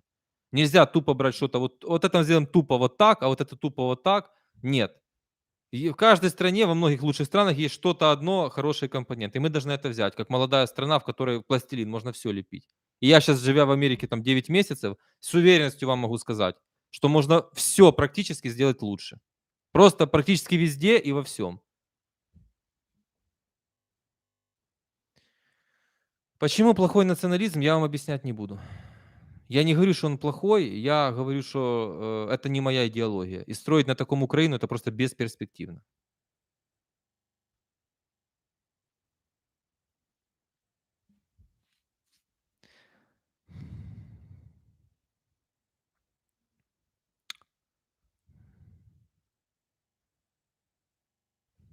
Так. Возможно, уже отвечали. Теоретически, возможно, в Украине что-то подобное, как было вчера в России. Нет. И я даже не хочу это обсуждать.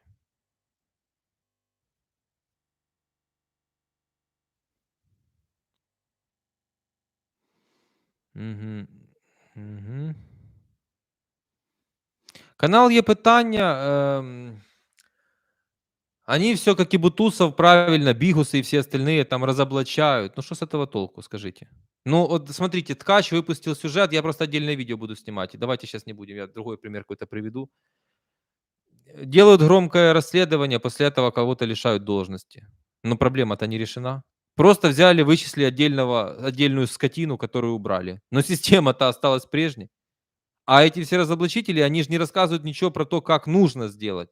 И не продвигают ни идею, ни предложение. Они просто говорят: вот коррупционер. Да в такой системе все будут коррупционерами.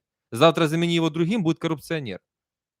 То есть это надо. Я вижу, что это не надо, это надо. Но не надо это так серьезно воспринимать, потому что эти все расследователи уже с такими щеками ходят, что они там кого-то разоблачили, как Резникова. Ну, разоблачили Резникова, и что? Резников на своей должности. Все. Резников-то это следствие, правда? Это же не то, что система идеальная, и тут сжался такой плохой где-то Резников. Есть Ермак, есть Зеленский. Вот вам и все. Нет, списка каналов, которых я к просмотру не рекомендую. Я рекламирую только гостей, которые у меня были в подкасте. Себастьяновича я активно рекламирую.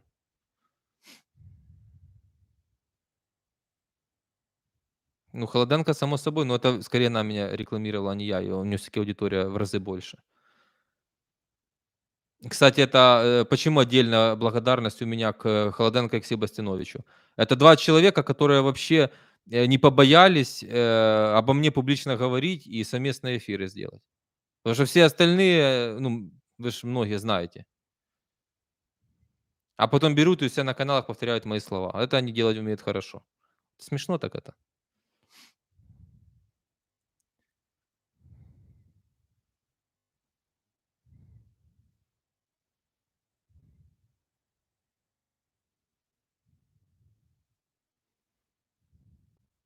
Нет, Шевцова не смотрел, я уже говорил. Да никогда Трампа не посадят, как Навального. О чем вы говорите? Да, про ЗС разговаривали, потом мотнете. Кто в ТикТоке, друзья, переходите в YouTube. Ссылка в шапке профиля. И подпишитесь здесь и в Телеграм-канале. Друзья, лайки ставим, тоже в Телеграм подписываемся. В YouTube везде нужна подписка. Без этого ничего не будет. Денис, вы верите в то, что можно что-то изменить? Если бы я не верил, я бы не занимался каналом. Стрим с психологом, вы имеете в виду подкаст с психологом? Ну, Холоденко пока, наверное, или занята, или не хочет. Других пока нет у меня этих идей, кому бы я доверял всерьез об этом поговорить.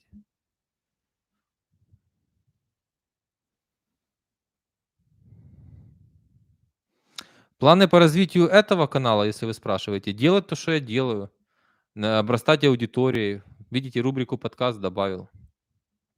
Что-то еще придет в голову, добавлю. Карпачев, с Карпачевым я могу организовать подкаст только благодаря Холоденко. Напрямую я не выйду на него. Нет, хомяк точно. Хомяк-психолог — это худшее, что я видел за последнее время. Его разговоры с Себастьяновичем — это просто, ну...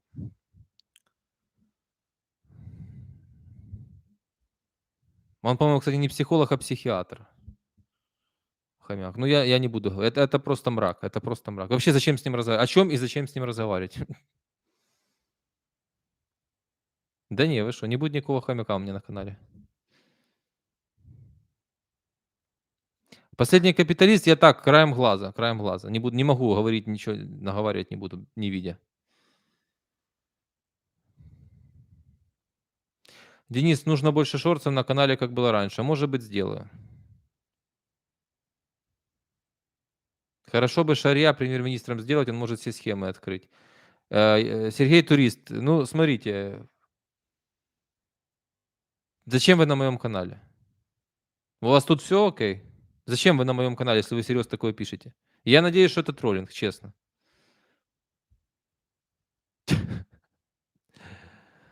О.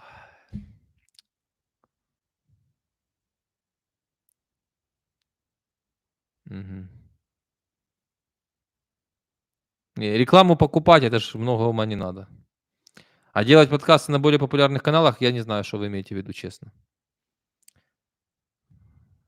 Нет, наступ с Беларуси мы не говорили. Если в контексте Пригожина, то мы это, да, вначале обсуждали, а наступ никакой не планируется пока.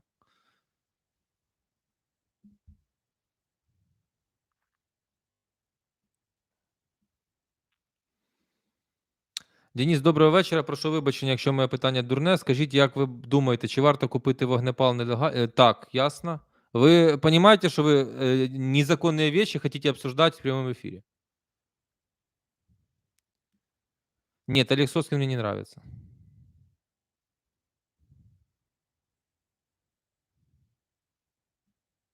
Почему официальные СМИ молчат о расистских способах мобилизации, людей пакуют пачками Одессы? СМИ молчат, потому что все СМИ сейчас диктатура в Украине. СМИ, по сути, нету. О таком могут говорить, я об этом говорил часто. Должны же люди поддерживать. А мы сейчас сидим и возмущаемся, и расстроили, как вчера мы все расстроились с вами. Я не буду уже говорить, там я вчера много смс получил от разных людей, в том числе там людей с Ютуба. Все расстроены, все жили какой-то надеждой. Вчера был какой-то особенный день. Но никто не поддержал Пригожина. Ну так я все время прошу репосты, репосты, лайки, репосты, обязательно. Спонсором прошу становитесь.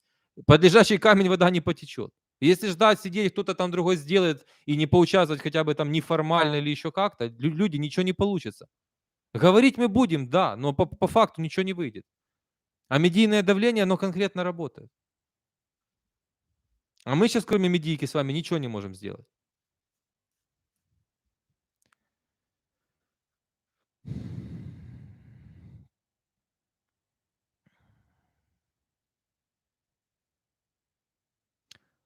Добрый вечер, Денис. Подскажите, пожалуйста, как еще люди могут создать медийное давление на власть, кроме как поддержки ваших видео? Ну, вы можете сами выходить и вещать. Мне часто пишут люди на почту, рассказывая беспредельные истории, как кого-то там мобилизировали из семьи, некоторых убили, а там как-то без вести пропавшими. В общем, масса горя у людей и ужаса.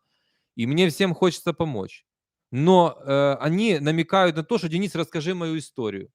Если у вас личная история случилась, берете в руки телефон, идете в ТикТок, начиная, и начинаете, что ТикТок — это сейчас площадка номер один, где можно быстро получить трафик, разогнать какое-то, завирусить видео. А по-другому ничего не будет.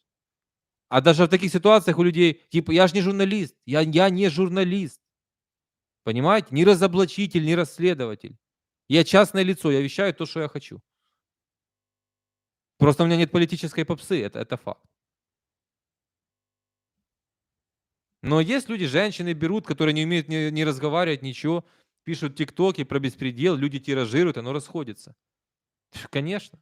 Я еще раз говорю, Зеленский пользуется соцсетями. И вы можете смеяться, не верить, но он может сидеть, борщ кушать одной рукой, а второй где-то в ТикТоке свайпить или где-то и наткнуться на то, что мы с вами говорим. Понимаете?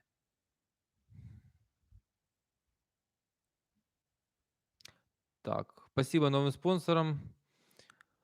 Это важно, друзі, реально. Так, хех, звичайно, з психіатром не просто, там, хто перший халат одяг, той і головний. Военные облигации вы не заработаете, вы потеряете деньги, потому что инфляция, выше, чем, прибыль по ним. Вот вопрос, когда придет кнопка "Ютуба"? Ну, если бы я этот вопрос регулировал, она бы уже висела сзади, правда? Зеленський ігнорує корупцію, чи з нею неможливо щось зробити? Коррупция — это следствие, есть причина. Причина — это гнилая система. Менять систему Зеленский не знает как, и нет такой задачи. Он пришел и ее возглавил. Он за 4 года правления 1% ничего даже не попытался сделать. 1% не попытался, не то что сделать. Ну, не то, чтобы что-то получилось. Чья политика была лучше, Порошенко или Зеленского? Ставите меня в неудобное положение, потому что сейчас назовут порохоботом. Это два ужаса, меньше из которых Порошенко. Я никогда не думал, что я такое буду говорить. У меня на ваших перезаливах в ТикТоке более 150 тысяч уникальных зрителей. Класс.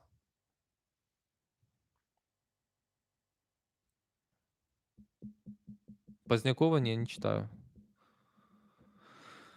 Жах, просто жах. Два комерси на Херсонщині побили волонтера, і це проблема і це проблема нас самих, а не Зелі чи когось ще. Ви ошибаєтесь. Це проблема Зеленського. Потому что общество само по себе не меняется.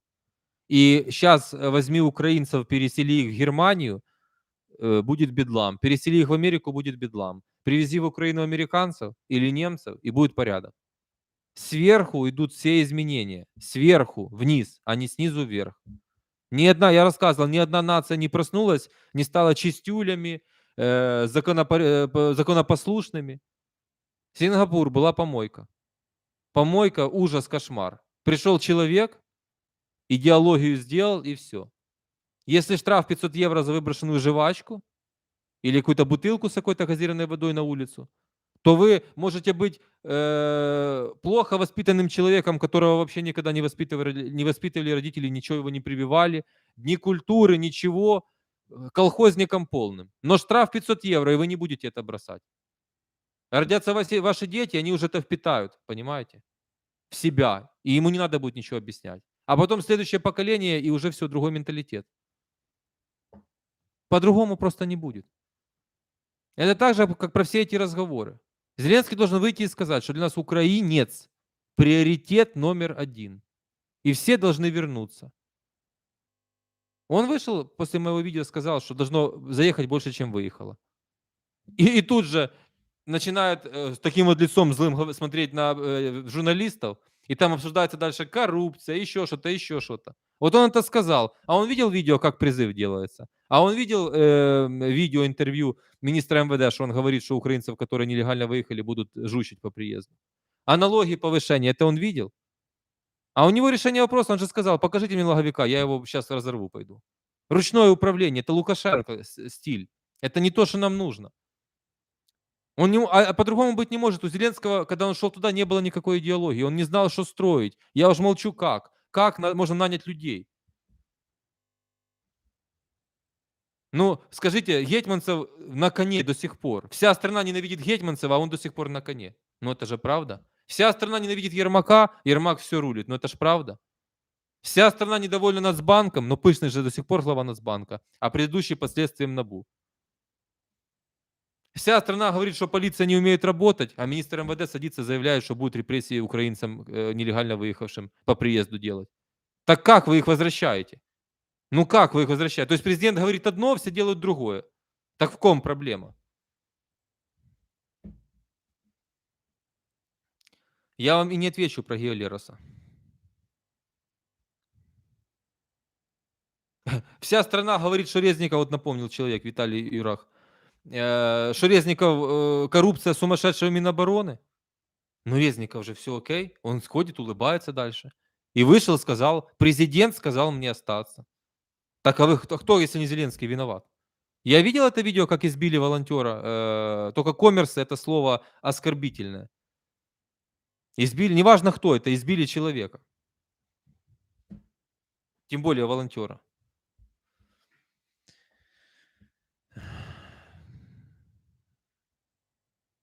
Сингапур плохой пример, там полная диктатура, там нету свободы слова.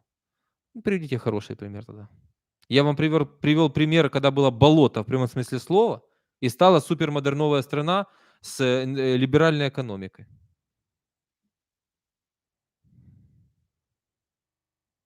Вы можете взять любую другую страну.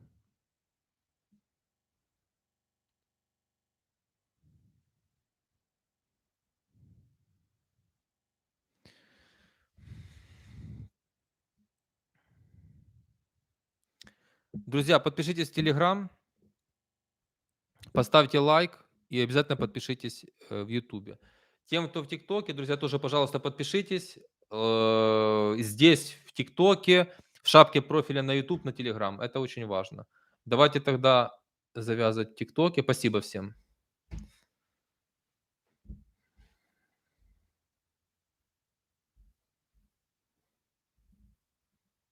Так.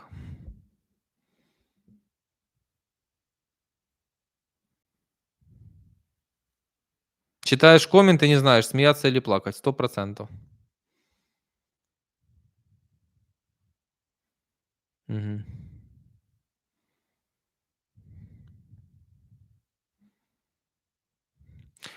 Stripe, PayPal не выходят на наш рынок, потому что у нас непонятная система экономики, Нацбанка и всего остального. Во всем мире ты можешь отправить деньги куда угодно, получить откуда угодно. Все платежные системы быть интегрированным в мировую экономику. И только в Украине на пути всему стоит Нацбанк, Финмониторинг, Минфин и все что угодно. Вот Богдан Соломаха, то, что вы спрашиваете, это реальный вопрос реального предпринимателя, предприимчивого человека, может быть, айтишника. А ответ на все у нас только один. У нас все неправильно в Украине. Все неправильно. Люди не могут PayPal полностью использовать, но Гетманцев говорит, что у нас все прекрасно и политика правильная.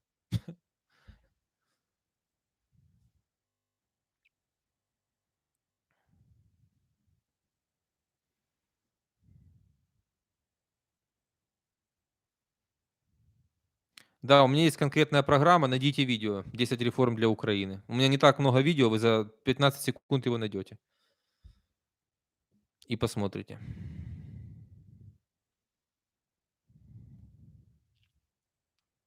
Нет, PayPal есть, но он не работает. PayPal есть на оплату.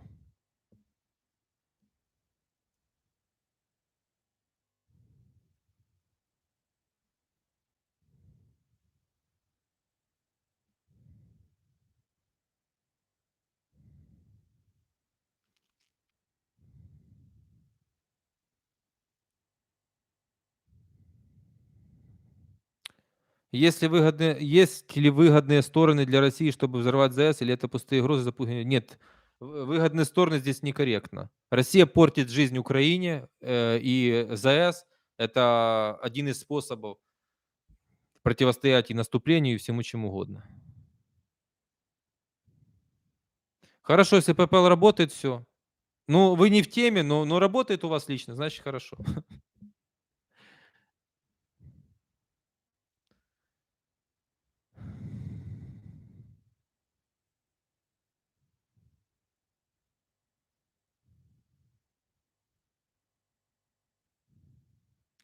PayPal работает для физлиц в ограниченном режиме. Бизнес PayPal в Украине не работает. Вы не можете на сегодняшний день украинское юрлицо или ФОП открыть под него PayPal легально и все остальное делать. Понимаете? Ну зачем вы пишете то, в чем вы не разбираетесь? То, что вы можете как физлицо получить PayPal, это совершенно другое. И это случилось буквально недавно. У PayPal возможностей есть куча других. Там есть и рассрочка, и миллион всего остального. Вот человек пишет, PayPal на вывод ввели в начале войны. Да.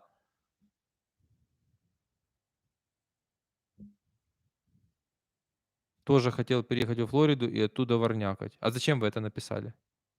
Я не могу понять. Если я, по-вашему, ворнякаю, так зачем вы здесь присутствуете?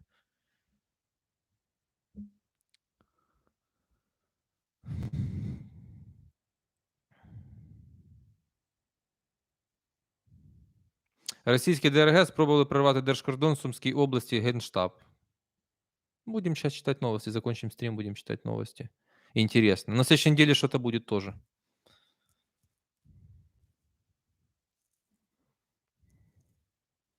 Может ли в Украине простая семья зарабатывать простым трудом несколько сотен тысяч долларов в год? У вас столько слова «простая», что мне просто вас жаль и вашу самооценку жаль. В Америке нет американца, который скажет, что он простой. Я как-то где-то уже это в видео говорил. Вы не найдете жителей Германии, которые скажут, что он простой, израильтянина и никого, швейцарца, француза. Они все непростые, они все себя уважают. Понимаете?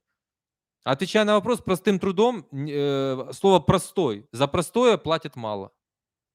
Все, точка. Простым трудом несколько сотен тысяч долларов в год вы не заработаете. Ни в Украине, ни где бы то ни было.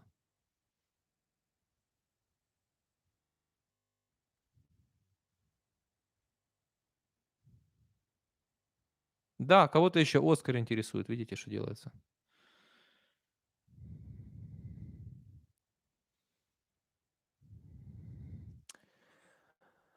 Денис, пойдете в политику? Так я уже в политике.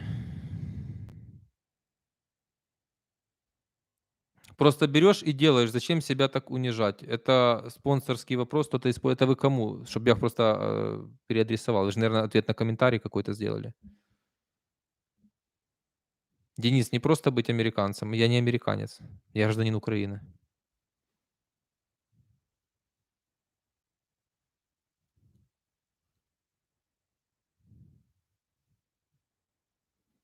Чем объяснить стабильный курс валют? Каких валют? Гривна всегда будет падать.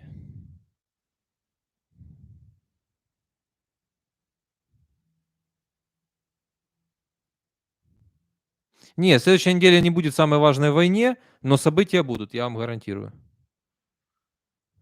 На то, что вы ответили, что ни один американец не скажет, что он простой, да. Нет, подождите. Я уже потерял нить, потому что я так не могу в рваном темпе. Нужно полностью формулировать сразу. Наступное видео послезавтра, наверное, во вторник. Так, друзья, все, спасибо. Подпишитесь обязательно везде. Вот последнє, отвечаю на вопрос Олександра Балабона, потому що він спонсор. Чи потрібно зробити можливість анулювати свій голос за гроші на вибори? Такого это невозможно. Инструмент отозвать голос должен быть. Отозвать голос, да. А за гроши это как? Это зачем за гроши?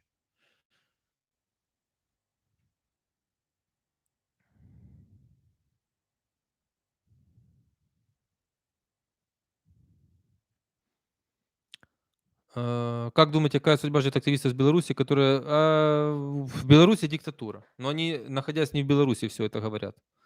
Все, друзья, до новых встреч. Читаем новости. Будет что-то срочное, будут срочные стримы. Перед выходом поставьте, пожалуйста, лайк. На следующей неделе будут видео, которые планировались, честно говоря, до путча в России. Может быть, там уже актуальность чуть-чуть потеряна, но не думаю, не думаю. Там все равно важно. Все. Обязательно репосты делайте. Это тоже все важно. Поверьте мне. Все, спасибо. Всем пока.